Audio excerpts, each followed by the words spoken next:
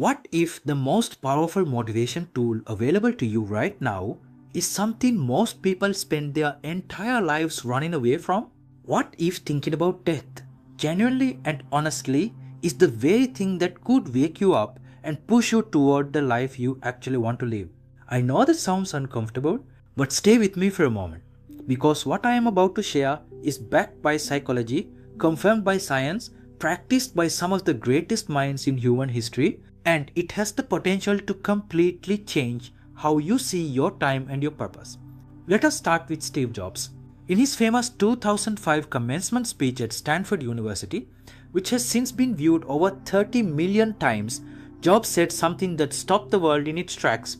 He said that since the age of 17, every single morning he looked in the mirror and asked himself one question: if today were the last day of my life, would I want to do what I am about to do today? And whenever the answer was no for too many days in a row, he knew he needed to change something. He also said, and these are his exact words, "Remembering that I will be dead soon is the most important tool I have ever encountered to help me make the big choices in life." Because almost everything, all external expectations, all pride, all fear of embarrassment or failure, these things just fall away in the face of death, leaving only what is truly important. Now, Steve Jobs was not alone in this understanding. Over 2500 years ago, the Lord Buddha taught his followers something very similar. He taught that death does not come with a schedule. It does not wait for next year. It does not wait for next week. It can come before you finish exhaling the very breath you just inhaled. And rather than being a thought to fear and avoid, Buddha taught that this awareness, held clearly in the mind, was one of the most powerful tools a human being could use to live with full intention and purpose.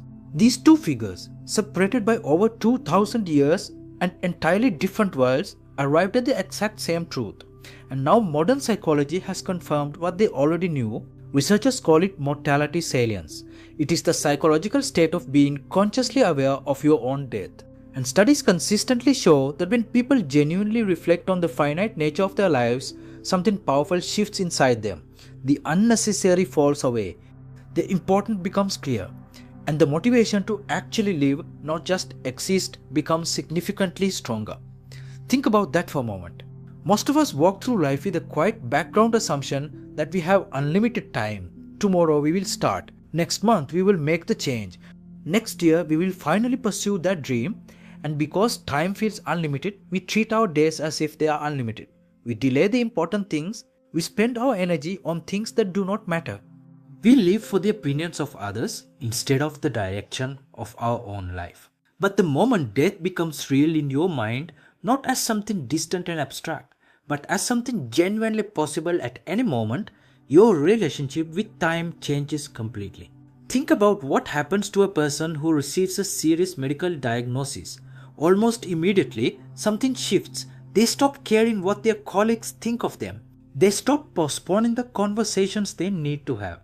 They start doing the things they always said they would do someday. They suddenly find energy for their dreams that they could never seem to locate before. This is not coincidence. This is what awareness of death actually does to the human mind when you allow it to work for you instead of running from it. It removes laziness at its root. Because laziness is built on the assumption that time is available whenever you are ready to use it. The moment that assumption is gone, laziness has nothing left to stand on. It also removes the prison of other people's opinions. When you genuinely understand that your time is finite, the question of what someone else thinks of you simply becomes less important. Steve Jobs said it clearly. Do not be trapped by dogma, which is living with the results of other people's thinking. Your time is limited, so do not waste it living someone else's life. And perhaps the most powerful effect of all is this. Thinking about death makes your priorities undeniably clear. When you imagine that your time could genuinely be running out, you stop asking what you should do to impress people. You start asking what you would genuinely regret not having done. And that question, answered honestly, points directly toward the life you are meant to build. Now, I'm not asking you to obsess over death or live in fear of it. What I'm suggesting is something very different.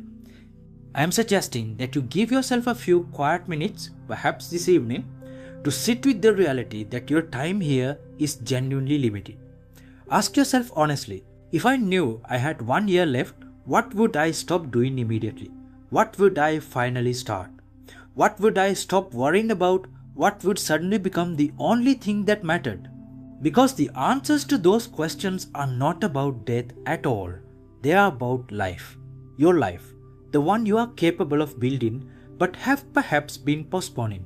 Both Steve Jobs and Lord Buddha understood something most people never allow themselves to see. That death held clearly in the mind does not make life smaller. It makes it larger, more urgent, more real, more yours. So the next time you feel unmotivated, stuck, or caught in the habit of living for what others expect of you, try this. Sit quietly and remind yourself honestly that this moment, this day, this version of your life is not guaranteed to continue. And then ask yourself what you want to do with the time you have. Because that question, answered with honesty, may be the most powerful motivation you will ever find. Alright, that is it for today. I will see you in the next video. Take care